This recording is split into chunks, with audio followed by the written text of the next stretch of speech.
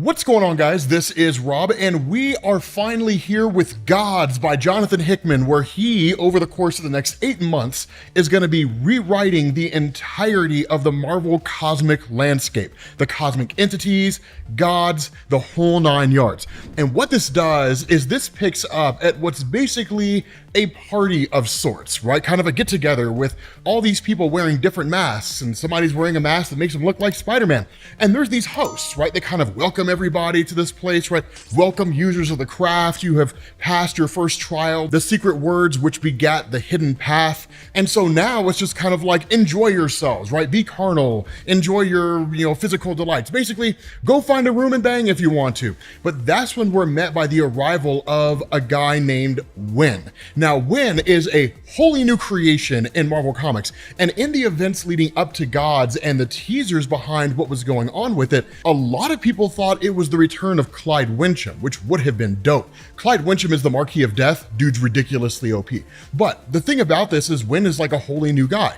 We will learn about him, but when he shows up here along with the guy that's with him, they're not wearing any masks. And so it's kind of like, how in the world did you get in here? Because the only people who can access this place are people who are wearing masks. However, do not fret, we have masks that you can purchase for a price, although it's not really worth discussing what the price is. For those of you guys who are familiar with Jonathan Hickman's Avengers and New Avengers, no, it's not the Sinners Market, but it would be dope if it was. I loved the Sinners Market and Avengers and New Avengers. It's one of the coolest concepts in the history of Marvel Comics, but something dope will show up here. And so what ends up happening is we get this kind of explanation, right? The blonde guy, his name is Dimitri, and as he explains, he says, I am a proxy in service to the natural order of things and the chained apprentice of the one and only avatar of the powers that be. Now, that's one of the things to understand here, and it's kind of a new creation by Hickman. The natural order of things and the powers that be, they're basically two rivaling factions. But the idea here is they still serve the traditional cosmic entities that we know. Eternity, infinity, the living tribunal, that kind of thing. Exactly how far reaching they go and what their interaction with those cosmic entities are, we don't fully know. And we'll find out, I'm sure, over the course of this, although there will be a pretty dope reference. God, there's so much cool stuff that happens in this comic. So what ends up happening is they figure out pretty fast this whole thing is a ruse, right? And there's kind of like a little computerized device they have that basically grants them information that they wouldn't normally be able to access on their own, that kind of thing. And what we're basically told by way of this device is that these are two beings who are effectively masquerading. It's a great big huge ruse here. They're the Baron and Baroness of Wolverhampton, Lord of the Land and Lady of the Lake. And it says these are titles they hold in absentia as they abandoned their seat of power years ago. They're currently visiting these fair lands indefinitely, and according to their visas, with surgical dispensation. In essence, her name is Nimue Delac, which I think is how you pronounce that, and he's the Lion of Wolves. Once they're forced to remove their masks, we end up finding out what the nature of this whole ruse is, which is that, in effect, they basically lure people here. They are people that do have some measure of magical abilities, but they lure people to these grand parties, putting on this air that it's a place where those who practice witchcraft and magic and so on and so forth can hang out. But none of them are legitimate. They're probably just general practitioners of magic, right? Like card tricks, people who work in Las Vegas, right? Just simple magic tricks, guys like David Blaine.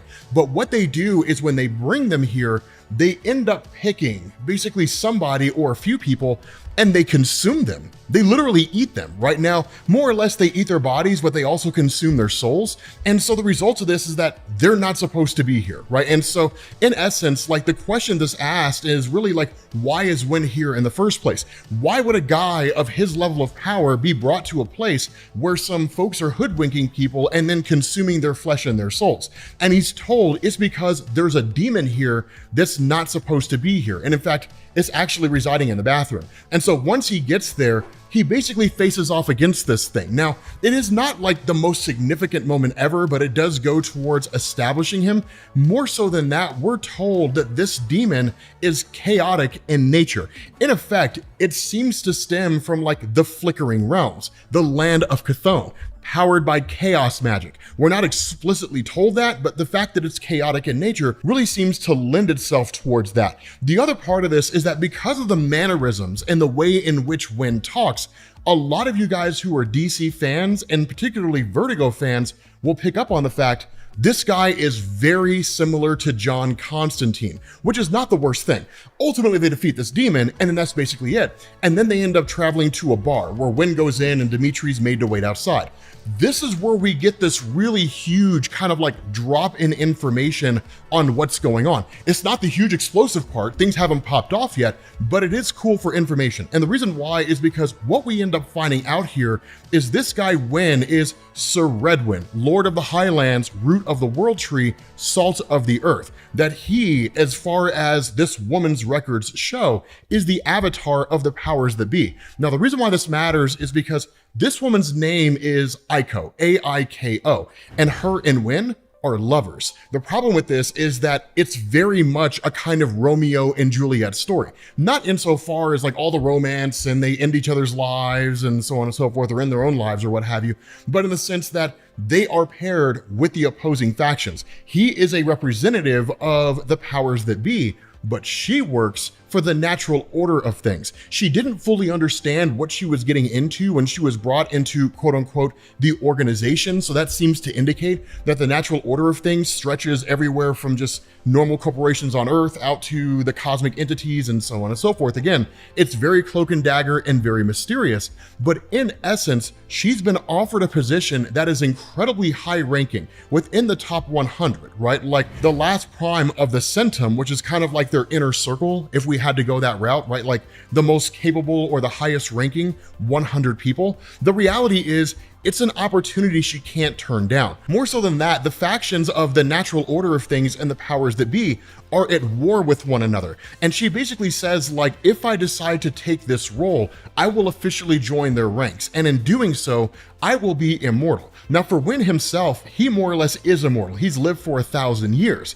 And so the idea that he has here in kind of a very cavalier, nonchalant way is to simply say, well, I mean, we can just lie, right? We can stay married and we can just lie because she's essentially his wife. They've been together for about 5 years or so, right? And he's like, we can just not tell anybody that we're staying together and we can make it look like we're going our separate ways. But she makes a really good point in saying the level of power that we're dealing with these gods that we serve, right? These incredibly powerful beings, they will find out. And when they do, they will destroy us. And as much as I love you, I'm not willing to die. And even when himself says, but like I am, but ultimately she's made up her mind, right? And she's like, we need to get a divorce. We need to go our own separate ways. Once she realizes that Wynn refuses to do this, that his stance is like, you can send the papers over, but I'm never going to sign them. She does the only other thing she can do, which is kind of make a sort of physical declaration by shooting him in the head. Now, it's not going to kill him, right? I mean, it's not enough to actually kill him. It's really more her just kind of demonstrating to those individuals who may or may not be watching her, really to the gods of the natural order of things, she's officially ending things with him, right? That was 10 years ago. When all this happened with Wynn, that was 10 years ago. Now we jump to the present moment. And basically he travels to the Sanctum Sanctorum to visit Doctor Strange. Now, when he gets there, he's actually met by Wong instead of Stephen Strange. And when he asks where it is that he's at, the response of Wong is Stephen Strange is at the Library of Worlds where everybody else is. And even Wynn says, I hate this place. So one of the things that we're basically learning about the character of Wynn is that while he is a new introduction to us, this guy's been around the magical landscape for eons, and he's traveled seemingly everywhere that anybody can travel within the universe itself. As far as his experiences go, he seems to be on par with Doctor Strange, not so much in terms of power, but in terms of his knowledge and everything that he's seen, which for being 1,000 years old kind of makes sense. Now, as for the Library of Worlds, I love the Library of Worlds. It was one of the coolest things that Jonathan Hickman introduced in Avengers: The New Avengers. The idea behind the Library of Worlds is that it's a place that exists in the nexus of all creation. Going into the Library of Worlds, you can access any universe from this place. And for those of you guys who are unfamiliar with Marvel Comics, there's a lot of places you can do that, right? The M'Kraan Crystal, somebody like Doctor Strange, you can just jump into different alternate realities or different dimensions or what have you. But the whole reason why he's called so many people here is because there's what's called a Babylon event taking place. Now, the Babylon event, we don't know anything about. This is, again, another new creation by Jonathan Hickman. We don't know exactly what it means, but we will find out. What I also want you guys to take note of is that there is a veritable who's who of the Marvel Universe that's here. For example, you see people from Advanced Idea Mechanics, but you also see Doctor Doom, the Scarlet Witch, Reed Richards of the Fantastic Four. It's a coming together of the most capable scientific and magical minds within the Marvel Universe. And what Stephen Strange says here is that when he's asked by Clea, is there truly a Babylon event taking place? Of course, Clea being the one-time apprentice and even wife of Stephen Strange, and now she's just kind of a chick who's out there. He says, last night there was a bleed on the plains of Mercator, which is just an alternate dimension that exists out there. And he says, when I arrived, I found the Guardian twins blinded and the infernal glyph over which they stood sentinel stolen. I had to delve deep, but these were the last images burned into their minds. It appears to be the proto-mage G.O.D.S Core, long thought dead, who disappeared years ago. And what he says is that he seems to have returned more or less at the apex of his strength, but one thing is sure, he now has the staff of the living tribunal. But when people start asking the question, especially with Amadeus Cho, are we sure it's a Babylon event? I don't really see it. One of the things to know is that Amadeus Cho is one of the smartest people in the Marvel Universe. In fact, he's the 8th smartest person alive. And while Amadeus Cho has never been a person that seems to have been in any real capacity involved with Doctor Strange, what Jonathan Hickman is doing here is he's kind of introducing this Babylon event as something that anybody who is well-versed in science and magic knows about. It's a dreaded event, right? It represents the end times. And so again, it's new to us as the reader. They've known about it for quite some time. And so what we do is we're kind of introduced by way of Doctor Strange to a guy named Saint Mare Circle, right? The second centaur of the centum. Basically, he is among the top 100, right down from number 1. We don't know who would be in the number 1 spot, if it would be reserved for like the god of the natural order of things or what have you. But this guy basically tells them what Stephen Strange told you is accurate, but it's also a lot more dire than that. What he says is somewhere along the line, right, this guy, G.O.D.S Core, had basically accessed an Advanced Idea Mechanics facility. And that's when we switch over to actually G.O.D.S Core himself and like this explanation that he gives. And he says, when my God made the universe, he placed each of us inside a box. Of course, exclusively talking to this member of Advanced Idea Mechanics. And he says, many cannot see this box, the idea of it, the very shape of it, but the box is your home, and oh, how you hate it, right? And he says, you love the dream and hate the box, but what I tell you now is the truth, and it is the hardest truth you will ever hear. I am here to destroy the dream and wake you from your slumber. And so one of the things that he draws reference to, he says, you scientists and your curiosity, you drilled a hole in existence to mine for exotic matter and never asked the question, where do my actions lead? What do my actions feed? Now, here's the thing. There's two potentials on what this guy's talking about. The first is an event that transpired that we simply just haven't seen. The second, and the one that I'd be willing to bet my money on, is when they made a cosmic cube, because Advanced Idea Mechanics did create a cosmic cube. And as anybody who read Jonathan Hickman's Avengers and New Avengers knows, cosmic cubes are the result of somebody drilling a hole or really creating a kind of portal in space and time and accessing the realm of the Beyonders. And so a cosmic cube is quite literally the power of a Beyonder confined in a cube shape. It's the reason why a cosmic cube is equally powerful to the Infinity Gauntlet. It is the ability to wield the energy and the power of beings that are nigh omnipotent, that were more than capable of annihilating every cosmic entity in existence. We don't definitively know if that's the case, but it would make sense that Jonathan Hickman has done that, and that what's happening here is the logical end result of the first time they did it. Now, again, we don't definitively know, right? We're just kind of left to guess in terms of what's happening here. But that's when everybody basically realizes in the midst of all this, this guy begins to cast a spell. And that's when you switch over to guys like Jericho Drumm, Stephen Strange, where they ask, is this truly a spell that he's casting? Is he truly causing a Babylon event? And the response of Stephen Strange is, it's most likely true, yes. The real power of the staff of the Living Tribunal is that the user collector and the staff can write a spell and rewrite reality in a continuum, leaving no room for a counter spell. So in effect, whatever spell he creates with the staff cannot be undone. That's the true ability of it. And that this would be a Babylon event, right? The end times, the ending of everything. Now, I'm sure Hickman will go into more detail in terms of what a Babylon event means on a greater scale and how far reaching it can be. But in the here and now, everybody here agrees they all need to act. They all have to respond in some capacity. And so in what seems like kind of a out of left field moment, Wynn and Dimitri end up back outside and then they pick up a penny. And the response of Wynn is like, it's a John Wilkes Booth penny. I bet we could trade this for something really good. And so what we do is we transition to the collector, and literally Wynn shows up here with a John Wilkes Booth penny and presents it to the collector. And the collector is totally enamored over it, but only for a particular reason. He says it's from another Earth lost in the Great Collapse, the now extinct, forgotten by all but a select few. Brain 71241. You see, it should have been a dark mirror, but somehow was not. Perhaps it can be again.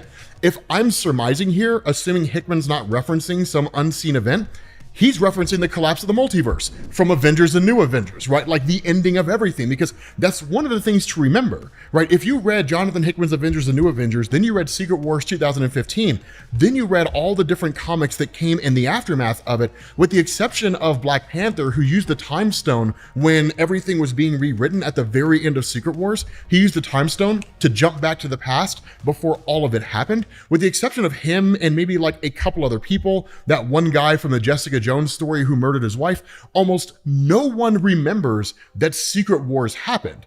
Almost nobody remembers the collapse of the multiverse. Very few people do. The collector seems to be one of them. And so in this moment, what you also have is Dimitri, who picks up on a clock with 6 hands, who also, basically wants to trade for the clock. And then Wynn, who wants to trade for a book that has an eye on it. It's not the Darkhold. Before you guys get super excited, it's not the Darkhold. I thought it was, but it is actually going to be incredibly important to this story.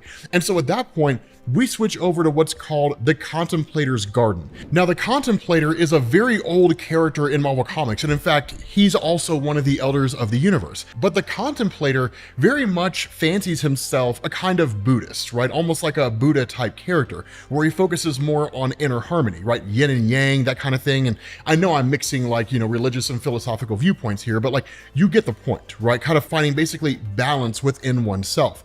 And so being presented a clock with 6 hands, he says 3 hands for perceived time and 3 hands for the axes of all things, the synchronicity of power, life, and purpose, all waxing and waning as if there was some grand design to it all. And so as thank you for the gift, he presents Wynn with 4 vials. And while he is very wordy here in saying that each one contains a precious gift, right? All variables are to be determined, all possibilities are in your hands, right? Grab one and remove all doubt. What he's basically saying here is that it's not something like a game show where it's like door number 1, door number 2, door number 3, right? Let me show you what's behind door number 3. And it totally changes the probabilities of whether or not the person will guess between doors 1 or 2. What this is designed to do is say, each one of these vials possesses something of astronomical value and worth, but they're all equal in their value and worth. So you can't choose wrong, right? That's essentially what he's saying here. And that in response to that, Wynn ends up grabbing one of the vials and then in turn brings it to the possessor. And that in bringing it to the possessor, he breaks the vault and inside of it is a key. And that this key serves the purpose of accessing a security vault, right? And so by presenting this key to the possessor then comes back with a box. And what he does is that in opening the box, it's essentially a translocator to get from point A to point B. And that where this all seems kind of really crazy in Cloak and Dagger, by using this translocator, it allows him to basically be transported to the Grand Bazaar of the Trader. And the Grand Bazaar of the Trader is exactly what you think it is, a guy who's willing to trade things for other things. And this particular instance, you end up having Wynn who meets with Stephen Strange. Now, Stephen Strange was actually part of an event that was going on. We'll kind of jump back to that here in a second, because honestly, the comic jumps back and forth, and so it's kind of easier to cover this before we get to everything else. That what ended up happening is Stephen Strange had essentially bailed out, that everything else was just kind of a distraction, and that him, quote unquote, rallying the troops when he was in the Library of Worlds was a way to basically get them to focus on the immediate problem while he can focus on a more grand and solid solution. But what's happening here is Stephen Strange is actually bargaining for use of Eldrak. Now, for those of you guys who don't know what Eldrak is, Eldrak was at one point a human being. At least we believe he was a human being. But when he underwent the Terrigen Mist, and then his inhuman genes, also known as the useless genes in Marvel Comics, were essentially activated, he turned into a giant portal. And so, as a rare case in Marvel Comics, he's an Inhuman that actually serves a useful purpose. But the way that Eldrak works as a portal, it's really, really cool. He's not one of these guys where you just walk through a portal and just kind of go wherever you want to go, right? He's not like the Siege Perilous where you walk through and you start over again or anything along those lines. The way that Eldrak works is that when you pass through the portal, he sends you to where you need to go and sends you there at the precise moment that you're needed, right? So it's really, really cool in terms of how his teleportation system works. But what ends up happening is Stephen Strange basically barters with the trader, right? Presenting him with some trinkets and whatnot in order to use Eldrak right at the moment when Wynn and Dimitri arrive. And what Wynn does is he presents the trader with basically a translocator of Kree design that would allow him to get to anywhere that he wants to be. And where the trader just kind of initially dismisses it, the response of Wynn is, actually, I just came from the Possessor's vault. So you could use this thing and you could teleport yourself to the Possessor's vault. And who knows what kind of trinkets you could find in that place, right? And ultimately the bargain is made. And so what ends up happening is when Doctor Strange and Dimitri pass through the Eldrak portal to arrive precisely when they need to. Now, at this point, we jump back to the immediate aftermath when you had Stephen Strange calling all the forces together and saying, we have to find a way to stop this Babylon event. And so what you get is Black Panther, Reed Richards, Amadeus Cho in his Hulk form, Jericho Drum, also known as like Brother Voodoo. These guys all respawn, but they're fighting this battle on multiple fronts. More so than that, what this Babylon event basically seems to be is the unleashing of eldritch creatures, right? Eldritch demons onto the earthly plane, one of which looks like Cthulhu, right? So it quite literally is bringing about the end times. And that's why they all kind of begin to panic in that moment, because these are beings of astronomical power. And so the way this whole plan is orchestrated, those individuals from Earth, right? Reed Richards, T'Challa,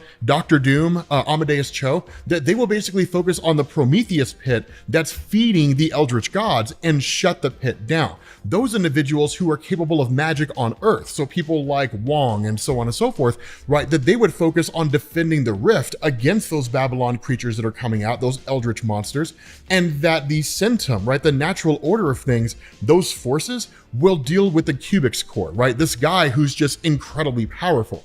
The problem with this is they're all painfully outmatched, woefully outmatched in such a way to where there's seemingly no conceivable way for them to win. Even when you have Reed Richards talking to T'Challa, and these are the two, or at least two of the smartest people in the entirety of the Marvel universe, they can really like shut this down in about an hour, but they don't have an hour. In an hour, they'll all be dead, right? They'll all be annihilated and destroyed. And like, that's gonna be it. And so even when those members of the natural order of things make their move against like Cubics core, he takes them all out in one fell swoop, because what he says is, my master assumed that your master would be the most offended and that he would send you here. Now, this kind of seems to be alluding to the idea of it just being a power play, right? Like, if anybody's going to take over the earth and wipe out everything on the planet, it's going to be me, right? Like that kind of a thing. Because the way that Hickman builds up the nature of the natural order of things and the powers that be,